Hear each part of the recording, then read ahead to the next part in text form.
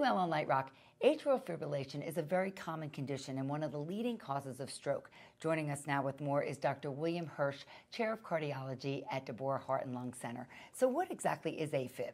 Well, Afib is when your heart beats irregularly. Normally, the top chamber of the heart, like the atrium in a building, the entranceway of the heart, normally beats very regularly. But in atrial fibrillation, or Afib, it beats and quivers. And when that happens, blood doesn't move very well inside the heart.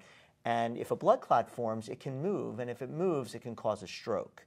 And that's why we're very concerned with atrial fibrillation. And Afib is one of the leading causes of stroke in the world, and many times unrecognized. How would you know if you had it? You said it's unrecognized. Well, sometimes people feel fatigued and people feel tired. They may feel a little more short of breath, or sometimes they feel palpitations. They feel their heart beating fast. Mm-hmm. And what are some of the treatment options? Well, normally with atrial fibrillation, we try to get you back into normal rhythm. Mm-hmm. And many people do get back into normal rhythm with procedures. We sometimes do something called an ablation. But in most people, we also have to treat with blood thinners to try to prevent strokes from occurring in Afib. And they sometimes can have some side effects. Many people can't take them. Well, universally, most people don't want to be on blood thinners because of all the side effects like bruising and bleeding, and some people can't take the blood thinners.